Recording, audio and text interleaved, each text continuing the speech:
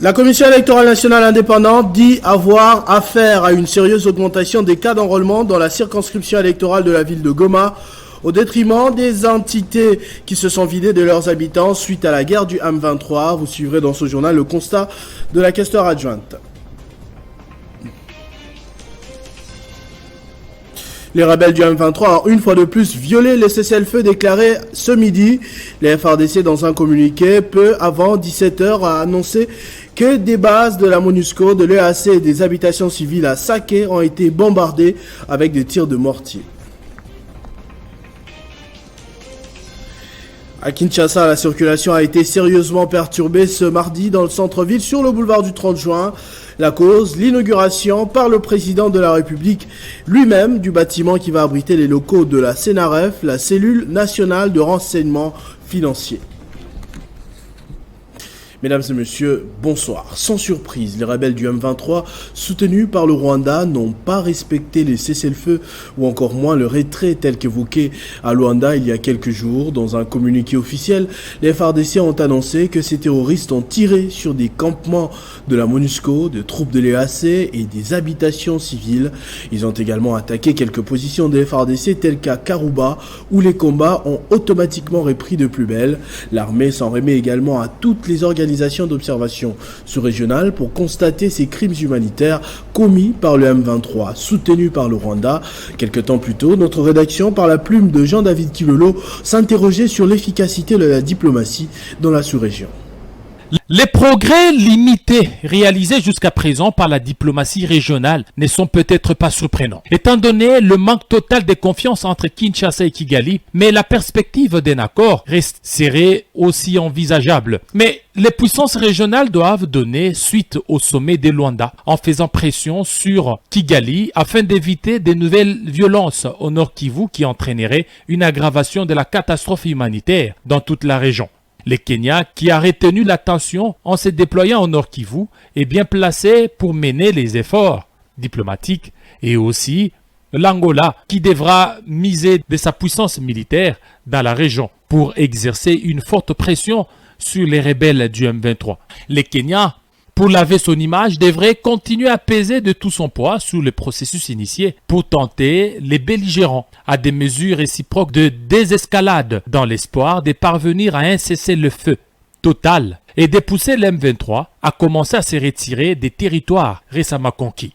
Le Kenya et l'Angola devront continuer à pousser le Rwanda à contrôler l'M23. Malgré les démentis, le soutien rwandais reste sans doute essentiel à la progression du groupe, car Kigali exerce une influence considérable sur sa direction. Les Kenya et l'Angola devraient faire comprendre à Kigali que l'absence de compromis pourrait nuire à sa position au sein de l'EAC, une plateforme commerciale cruciale pour ce pays enclavé et éventuellement entraîner un retour de bâton diplomatique de la partie de ses principaux partenaires, les États-Unis, le Royaume-Uni et la France. La France, effectivement, devrait condamner le Rwanda à cesser tout soutien au groupe M23 et à respecter ses partenaires. La souveraineté et l'implication personnelle de la France à cesser son soutien à l'armée rwandaise. Pourtant, il a également indiqué que l'Occident doit prendre des grandes sanctions contre le Rwanda qui, par son pillage, endeuille à travers cette guerre des millions de nos compatriotes. Les diplomates régionaux doivent souligner la nécessité de tels engagements réciproques pour briser les cycles de récrimination qui sous-tendent la violence dans la région. Goma vit pratiquement un débordement des cas d'enrôlement, une situation qui s'explique par le déplacement massif de la population touchée par les exactions terroristes des rebelles rwandais. La questeur adjointe de la centrale électorale s'est rendue dans les camps des déplacés de Kanyiurashina où se vit cette situation. Dans le cas des déplacés de guerre de Kanyaruchinya en territoire de Nyiragongo, on observe un engouement total de personnes déplacées venues des territoires de Nyiragongo et Rutshuru dans les centres d'inscription pour obtenir leur carte d'électeur. Pour se rassurer du bon déroulement de ce processus, la questeur adjointe de la CENI, Sylvie Birembano, s'est rendue sur place. Elle précise que ces déplacés sont enrôlés dans le respect de la loi. Notre impression par rapport à ça, c'est vrai, il y a un engouement, comme vous avez remarqué. beaucoup de déplacés se font enrôler ici. Et ici, nous sommes dans le camp des déplacés. Nous les enrôlons selon ce que dit la loi. Pendant ce temps, la ville de Goma risque d'avoir beaucoup de sièges suite à l'enrôlement des personnes déplacées se trouvant dans des familles d'accueil à Goma, comparativement à d'autres circonscriptions électorales. La questeur adjointe de la CENI reconnaît ces problèmes et rassure que seul le président de la centrale électorale pourra décanter cette situation. Cela est un problème pour nous. Ceux qui sont dans les familles d'accueil, nous sommes obligés de les enregistrer selon l'adresse de là où ils sont accueillis. Et si ça va augmenter le nombre de sièges, je pense qu'il y a une décision qui sera prise.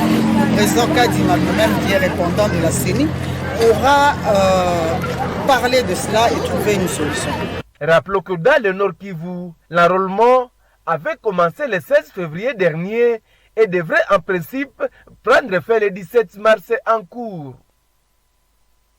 À Kinshasa, la circulation a été sérieusement perturbée ce mardi dans le centre-ville sur le boulevard du 30 juin. La cause, l'inauguration par le président de la République lui-même du bâtiment qui va abriter les locaux de la CNRF, la cellule nationale des renseignements financiers. La CNRF est engagée dans la lutte contre la fraude, le blanchiment d'argent et les financements du terrorisme à travers les jeux d'argent en République démocratique du Congo. Évaluer l'application des directives données dans le cadre de la mise en œuvre de la gratuité de l'enseignement, c'est l'objectif de la mission officielle qu'effectue la vice-ministre de l'EPST Aminata Namassia dans la province du Bazuélé. À son arrivée à Bouta, elle a profité pour appeler à un enrôlement massif. Toute la population de Bouta, chef-lieu de la province du Bazuélé, était mobilisée, voire enthousiasmée, pour accueillir chaleureusement Aminata Namassia. La vice-ministre de l'EPST effectue une mission officielle, celle d'évaluer l'application des directives données lors de son dernier voyage dans la dite province en décembre 2021. Cette mission rentre dans l'optique d'accompagner la vision du chef de l'État Félix-Antoine Tshisekedi, celle de l'amélioration de la qualité de l'enseignement après qu'il ait rendu effective la loi relative à la gratuité de l'enseignement primaire à travers toute la République. Devant une foule innombrable, elle a profité de l'occasion pour annoncer son enrôlement à Bambessa, son fief électoral.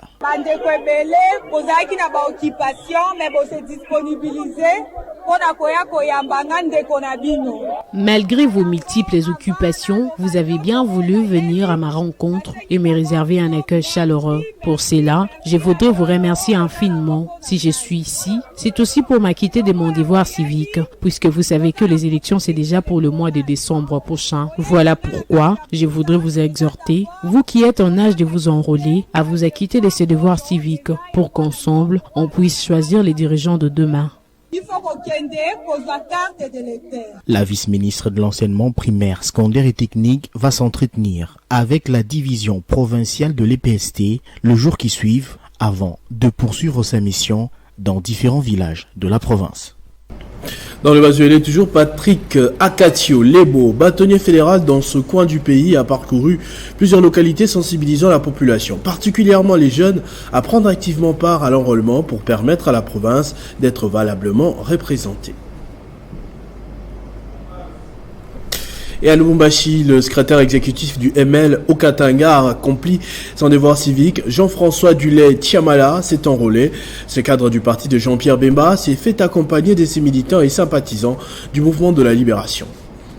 C'est à partir du siège de la dynamique Jean-François Dulay-Tiamala Mouteba, situé sur le boulevard Moussiri, dans la ville de Lubumbashi, que tout est parti. Les membres de cette dynamique, autre cadre du MLC, Mouvement de libération du Congo, décident d'accompagner le secrétaire exécutif national adjoint chargé de relations extérieures au sein du MLC de Jean-Pierre Bemba pour accomplir son devoir civique samedi 4 mars 2023. Le cortège autour de Jean-François Dulay-Tiamala Mouteba va prendre le boulevard Moussiri en passant par le carrefour, l'avenue Lumumba et Kimbangu avant de chuter au lycée Kiwele. Formalité administrative terminée, Jean-François Dulay dit sa joie et se range dans la dynamique électorale. Je viens d'accomplir mon devoir civique, que dis-je, mon obligation en fait, puisque la Constitution me reconnaît la prérogative d'être électeur et d'être éligible. Il a à l'occasion appelé tous les membres de sa dynamique, ceux du MLC et la population de Lubumbashi dans le Haut-Katanga, à s'enrôler massivement en prévision des prochaines élections. Et nous demandons aussi à la population louchoise de nous emboîter le pas, afin de prendre le sésame pour définir le destin et les devenirs de la République démocratique du Congo, parce qu'avec cette carte, nous sommes à mesure de faire le choix. Du lycée Kiwili, Jean-François Dulé-Chamala et toute sa suite ont repris le chemin direction ciel de la Fondation en affûtant les armes pour les élections à venir. Présentation de plusieurs groupes des présumés bandits à main armée le lundi 6 février 2023 au gouvernorat du Haut-Katanga. C'est le commissariat provincial de la PNC qui a présenté au gouverneur Jacques Kabula-Katoué des dizaines des malfaiteurs devant la résidence officielle de l'autorité provinciale.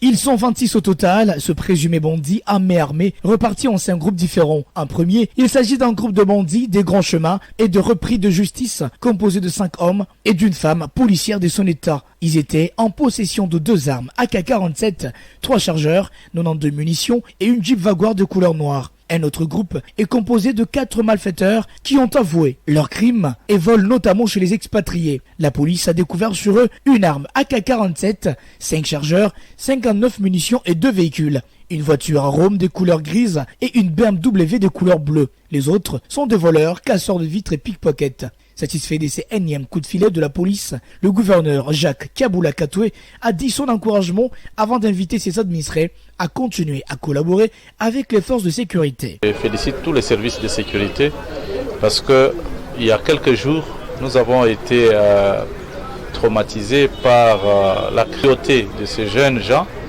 qui ont dû causer du tort à notre société et par conséquent même créer la panique.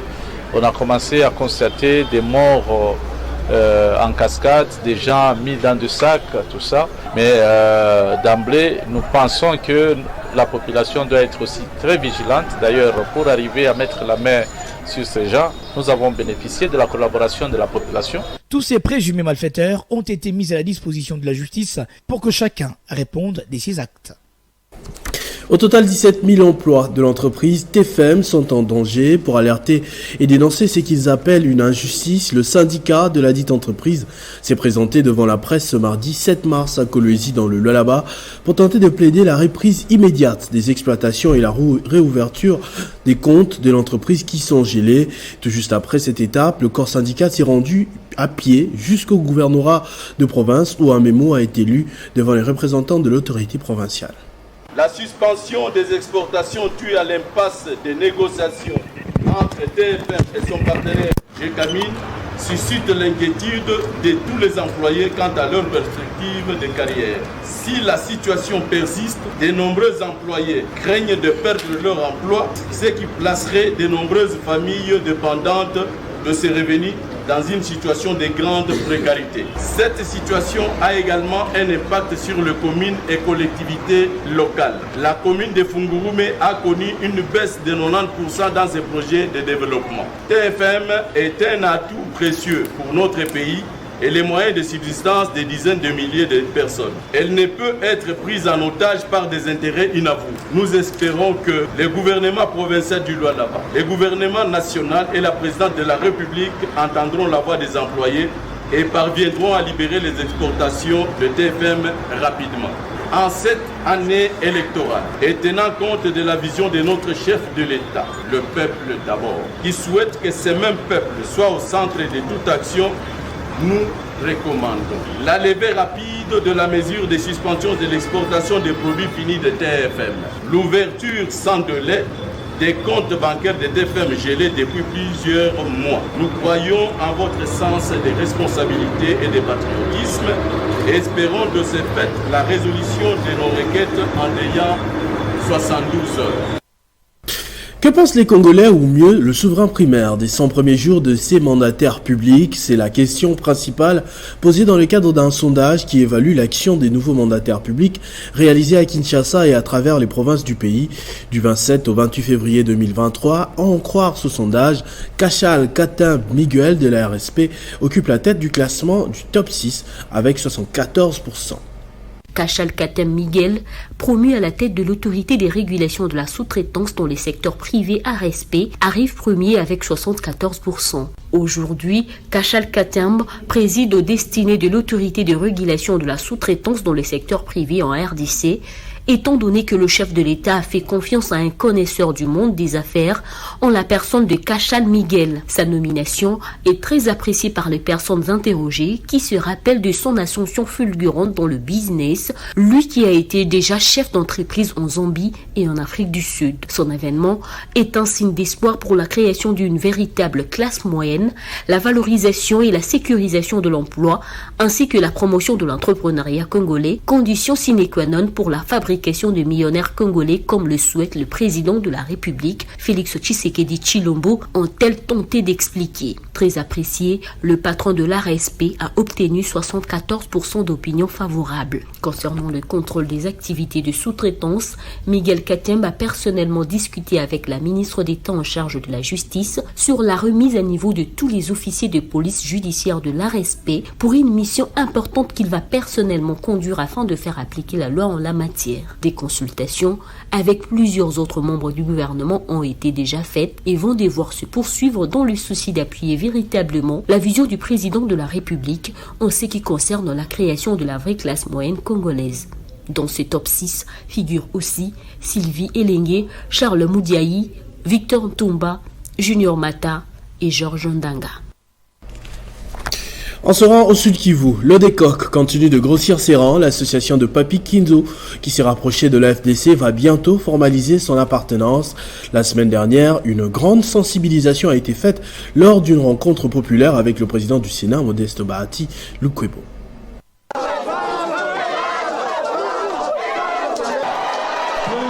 Ce n'est qu'une question de temps pour une alliance formelle avec la FDC.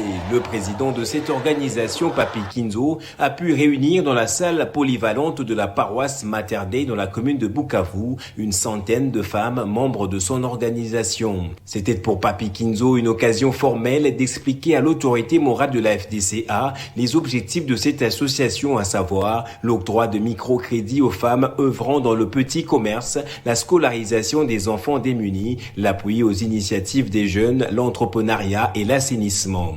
Action que Papi Kinzo entend pérenniser avec le soutien sollicité et obtenu sur place auprès du président du Sénat, Bahati Lukwebo. Sur place, 300 femmes éligibles au crédit ont obtenu quelque chose afin de fructifier leur commerce. Après le mot d'encouragement du président fédéral Landry Tizungu, adressé à l'initiateur de l'ODECOC, Modeste Bahati Lukwebo a félicité cette organisation devenue officiellement une association affiliée à la FDC et dont l'adhésion formelle est annoncée dans les jours à venir.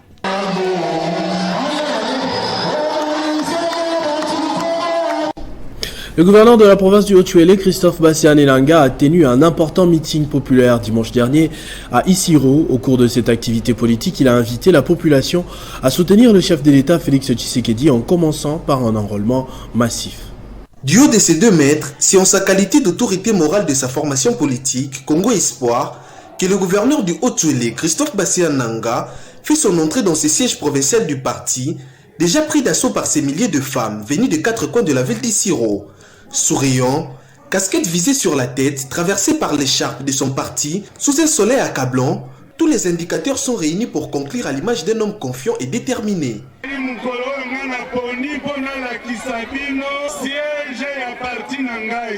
Aujourd'hui, c'est le jour que j'ai choisi pour vous présenter le siège de mon parti. Nous avons fait part au président Tshisekedi que dans le Haut-Uélé, nous n'avons qu'un seul père.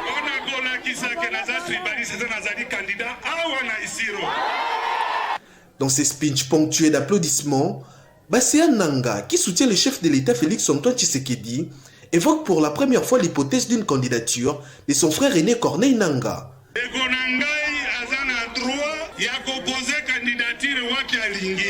Mon frère a le droit de postuler là où il veut. C'est son choix. Cela ne voudrait pas dire que le lien sanguin est brisé.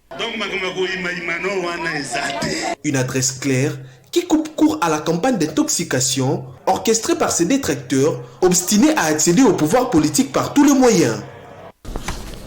Le parti politique Agissons pour la République a officiellement lancé une pétition pour protester contre la balkanisation de la République démocratique du Congo, un projet en cours selon ce parti politique. La campagne de mobilisation vise la collecte de signatures dans tout le territoire congolais, pétition qui sera déposée au Parlement.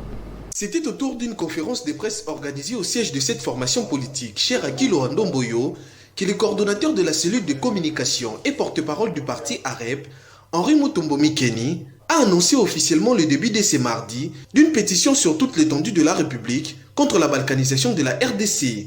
Hormis la mobilisation dans certains points chauds du pays, cette pétition lancée pour une durée d'1 mois sera également visible en ligne pour la collecte d'un grand nombre de signatures des Congolais. Le Congo, notre patrie, achoppe aujourd'hui sur un défi existentiel majeur, la guerre de l'Est. Il ne s'agit pas d'une simple guerre civile, ni d'un conflit limité, ni encore moins d'un petit bobo dont la nation peut se débarrasser aisément. Bien au contraire, il s'agit d'une menace éminente sur notre existence comme peuple, comme nation et comme culture. C'est ce qu'on appelle balkanisation. C'est pour cela, pour barrer la route à cette menace de balkanisation de la République démocratique du Congo, notre parti Agissons pour la République AREP a initié la signature de la pétition à Kinshasa et sur toute l'étendue du territoire national à partir de ce mercredi 7 mars 2023 pour dire non à la balkanisation de notre pays. À titre symbolique, le secrétaire général de cette formation politique, membre de l'Union Sacrée, présent à cette conférence de presse, a signé cette pétition. Ainsi, le parti politique Agissons pour la République appelle tous les Congolais à signer massivement et sans réserve cette pétition qui, après la collecte des signatures, sera déposée au Parlement. L'Alliance populaire pour le social, APPS en sigle, parti cher à Séraphine Kiloubou, vice-ministre de la Défense, a procédé à une adhésion massive des cadres universitaires. Un caucus des plusieurs professeurs des différentes universités ont rejoint l'APP pour adhérer au combat que mène cette formation politique. Plus on s'approche des élections, plus les formations politiques affûtent leurs armes à propos. Le samedi 5 mars 2023, ce sont les cadres et scientifiques des différentes universités qui sont venus s'engager au sein de l'Alliance populaire pour le social, APPS en sigle. Cette cérémonie a connu la participation de l'autorité morale de ce parti politique qui a été accompagné du secrétaire général adjoint chargé des questions politiques. C'est un grand jour aujourd'hui pour notre parti, l'Alliance populaire pour le social. Comme vous le voyez, le parti enregistre l'adhésion des professeurs d'université, de plusieurs universités, des cadres scientifiques, des chefs de travaux et assistants.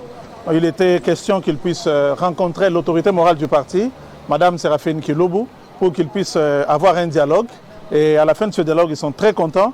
Je pense qu'ils ont tous choisi de faire route ensemble avec nous dans cette lutte pour changer des choses au niveau de notre pays. Le responsable du corps scientifique des universités, Désiré Chobela, a indiqué avoir pris connaissance du fonctionnement du parti peu avant de marquer officiellement leur adhésion. Nous sommes venus rencontrer Madame la ministre, premièrement pour nous faire adhérer dans son parti politique. Et nous sommes très contents pour ce que nous avons eu à avoir comme dialogue franc avec maman. Et nous espérons que bon nombre de nos amis viendront nous rejoindre. Rappelons que ce parti politique, membre de l'Union Sacrée, a pour autorité morale Séraphine Kiloubou Koutouna, vice-ministre de la Défense. La matinée politique de l'URR, dénommée Jeudi politique, s'est tenue exceptionnellement ce samedi 4 mars sur invitation de la coordination des fédérations de Kinshasa. L'autorité morale de l'Union pour le renouveau républicain a pris part lui-même à cette activité. Georges Mukuna a saisi cette opportunité pour réitérer son soutien au président de la République.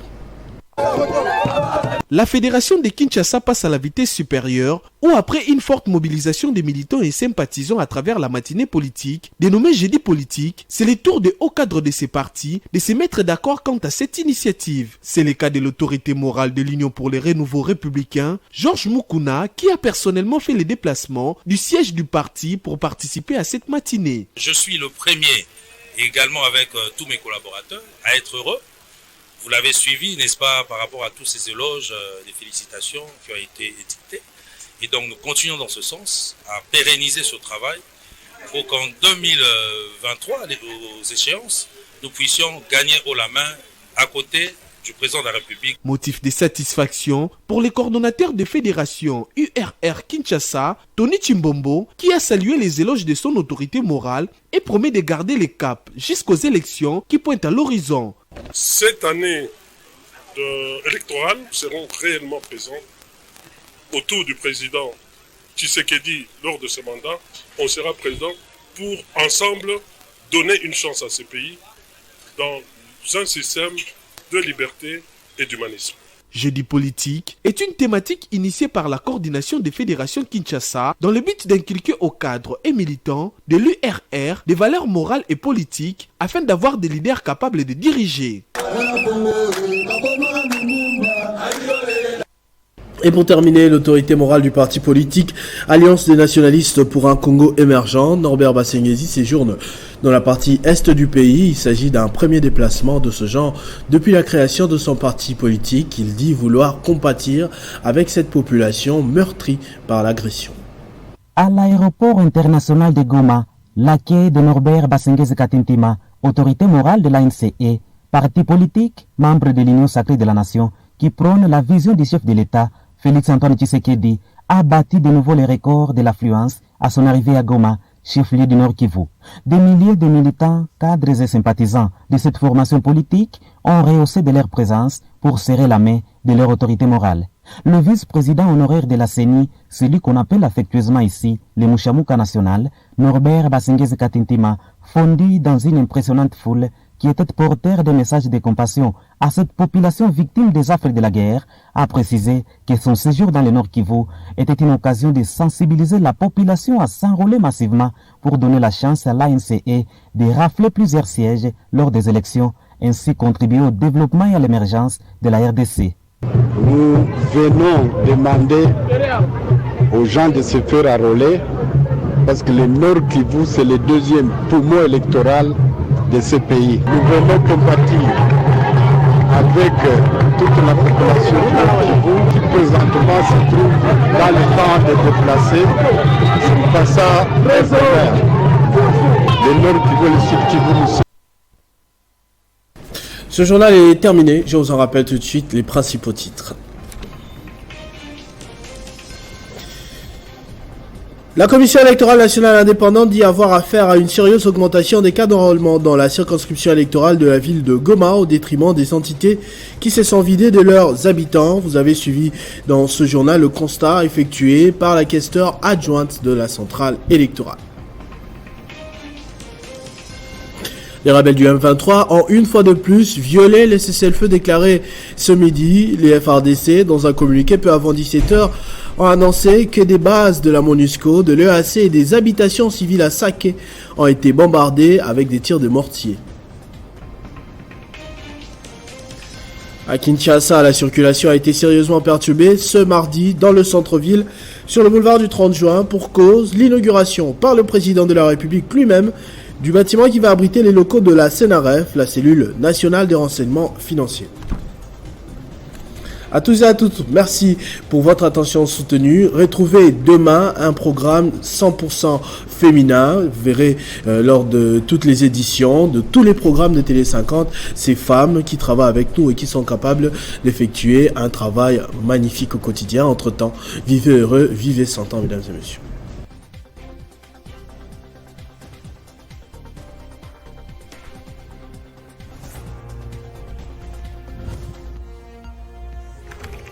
L'actualité reste en continu